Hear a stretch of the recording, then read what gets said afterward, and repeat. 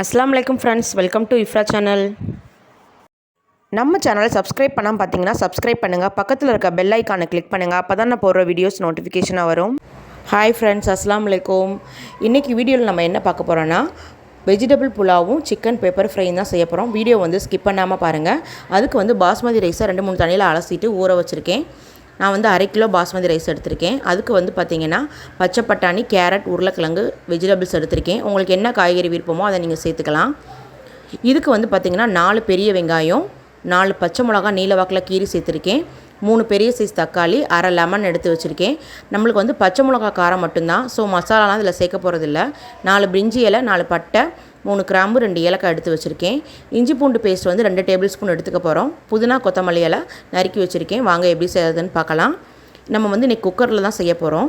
So குக்கரில் பார்த்திங்கன்னா 4 table spoon அளவு எண்ணெய், 2 டேபிள் ஸ்பூன் அளவு நெய் சேர்த்துக்கோங்க. எண்ணெய் நல்லா காஞ்சதுக்கப்புறம் நம்ம எடுத்து வச்சுருந்த பிரிஞ்சி இலை, பட்டை, கிராம்பு, ஏலக்காவை சேர்த்துக்கலாம். ஸோ பட்டை, கிராம்பு நல்லா பொரிஞ்சு வந்ததுக்கப்புறம் நம்ம எடுத்து வச்சுருந்த பச்சை மிளகா, வெங்காயம் சேர்த்துக்குவோம். ஸோ வெங்காயம் கிறிஸ்பியாக வரணுன்றது அவசியம் கிடையாது. ஸோ ஓரளவு சாஃப்டாக வெந்தாலே போதும். ஸோ அந்தளவுக்கு நல்லா வதக்கிக்கலாம். இதில் நம்ம எந்த விதமான பொடி ஐட்டமும் சேர்க்க போகிறதில்ல. பச்சை மிளகா காரம் மட்டும்தான். அதனால் உங்களுக்கு காரம் எந்த அளவுக்கு தேவையோ அந்த அளவுக்கு நீங்கள் பச்சை மிளகா சேர்த்துக்கோங்க. ஆல்ரெடி நம்ம சேனலில் பன்னீர் புலாவ் ரெசிபி போட்டிருக்கேன். அதோட லிங்க்கை டிஸ்கிரிப்ஷனில் தரேன், செக் பண்ணிக்கோங்க. இப்போ வெங்காயம் இந்த அளவுக்கு வதங்கினதுக்கப்புறம் நம்ம இஞ்சி பூண்டு பேஸ்ட் சேர்த்து நல்லா வதக்கிக்கலாம். ஸோ வதக்கினதுக்கப்புறம் பார்த்திங்கன்னா புதினா மல்லி இலை ஒரு கைப்பிடி அளவு எடுத்திருக்கேன். அதை சேர்த்துக்கிறேன். சேர்த்துட்டு நல்லா வதக்கி விட்டுருங்க. இப்போ நம்ம எடுத்து வச்சுருந்த காய்கறிகளை சேர்த்துக்கலாம். இதில் நீங்கள் காலிஃப்ளவர், பீன்ஸ், மற்ற எந்த காய்கறினாலும் நீங்கள் ஆட் பண்ணிக்கலாம். உங்களுக்கு என்ன காய் விருப்பமோ அதை சேர்த்துக்கோங்க. இப்போ நம்ம தக்காளி சேர்த்துக்கிறோம். ஸோ இந்த காய்கறி, வெங்காயம் எல்லாம் நல்லா வதங்கி வர்றதுக்கு உப்பு சேர்த்துக்கலாம். சேர்த்துட்டு நல்லா மிக்ஸ் பண்ணி விடுங்க. ஒரு 10 நிமிஷம் அப்படியே வதக்கி விடுங்க. நல்லா எண்ணெய் விட்டு வரட்டும். காய்கறிலேருந்து எண்ணெய் பிரிஞ்சு வரட்டும். ஸோ இப்போ எண்ணெய் விட்டு வந்துருச்சு. ஸோ இந்த சமயத்தில் நம்ம தண்ணி சேர்த்துக்கலாம்.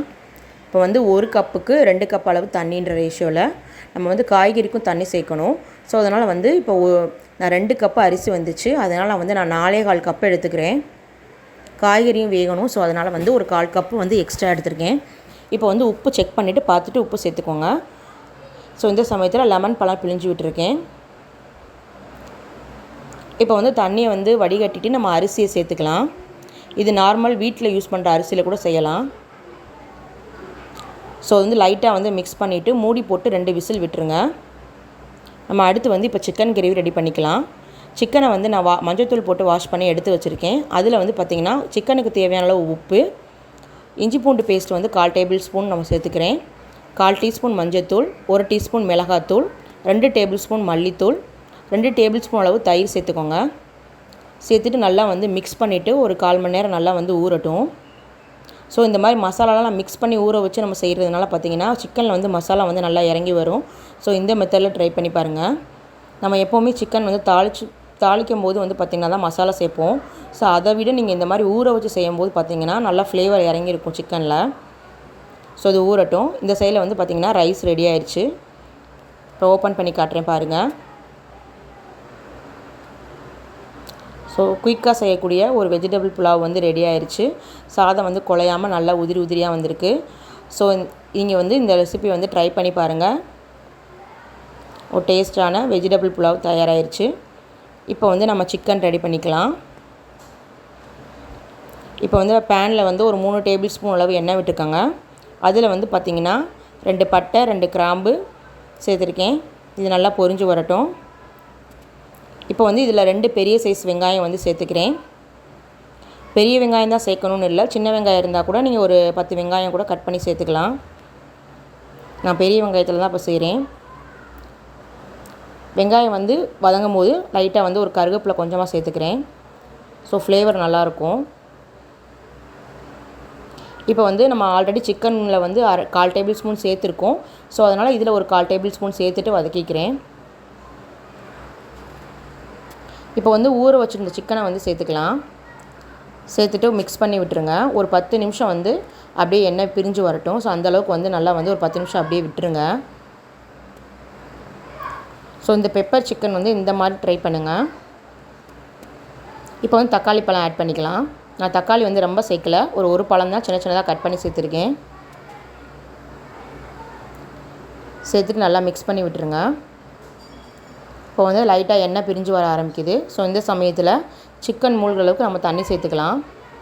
ஆல்ரெடி நம்ம சேனலில் சிக்கன் தம் பிரியாணி, நான்வெஜ் ரெசிபிஸ்லாம் போட்டிருக்கோம், செக் பண்ணி பாருங்கள். ஸோ இந்த சமயத்தில் உப்பும் காரம் எல்லாமே செக் பண்ணிக்கோங்க. செக் பண்ணிவிட்டு இப்போ நம்ம தண்ணி ஆட் பண்ணிக்கலாம். எனக்கு வந்து உப்பு கம்மியாக இருக்க மாதிரி இருந்துச்சு, அதனால் நான் உப்பு சேர்த்துருக்கேன். நம்ம ஆல்ரெடி ஊற வைக்கும் போது சேர்த்துருந்தோம், அதனால் பார்த்துட்டு சேர்த்துக்கோங்க. இப்போ வந்து நம்ம தண்ணி விட்டுட்டு ஒரு 15 நிமிஷம் மூடி போட்டு சிக்கனை வேக விட போகிறோம். நம்ம ஊற வச்ச சிக்கன்றனால பார்த்திங்கன்னா கொஞ்சம் சீக்கிரமே வெந்துடும். ஸோ மீடியம் ஃப்ளேமில் வச்சு ஒரு 15 நிமிஷம் மட்டும் மூடி போட்டு வேக விடுங்க. ஒரு 15 நிமிஷம் கழித்து பார்க்குறேன், சிக்கன் நல்லா தண்ணி வற்றி வந்துட்டுருக்கு.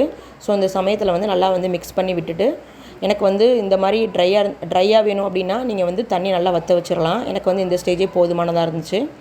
ஸோ இப்போ வந்து நம்ம மிளகுத்தூள் சேர்த்துக்கலாம். ஸோ உங்கள் கார தேவைக்கு ஏற்ற மாதிரி நீங்கள் பெப்பர் சேர்த்துக்கோங்க. நான் வந்து ஒரு 2 டேபிள் ஸ்பூன் மட்டும் பெப்பர் சேர்த்துக்கிறேன். பெப்பர் சேர்த்துட்டு ஒரு 10 நிமிஷம் மட்டும் நல்லா மிக்ஸ் பண்ணி விடுங்க.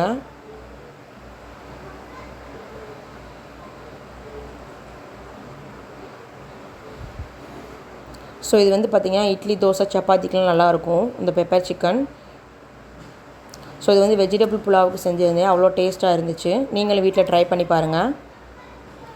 ஸோ இப்போ வந்து மல்லி இலை தூவிட்டு அடுப்பை ஆஃப் பண்ணிடலாம். ஸோ அருமையான பெப்பர் சிக்கன் ரெடி ஆயிடுச்சு. ஸோ இந்த 1 பார்ட் ரெசிபியான இந்த வெஜிடபிள் புலாவும் சிக்கன் பெப்பர் ஃப்ரையும் ரெடி ஆயிடுச்சு. இந்த ரெசிபி பிடிச்சிருந்தா உங்கள் ஃப்ரெண்ட்ஸ் எல்லாத்துக்கும் ஷேர் பண்ணுங்கள். நம்ம சேனலை சப்ஸ்கிரைப் பண்ணாமல் பார்த்தீங்கன்னா சப்ஸ்கிரைப் பண்ணுங்கள். அஸ்ஸலாமு அலைக்கும்.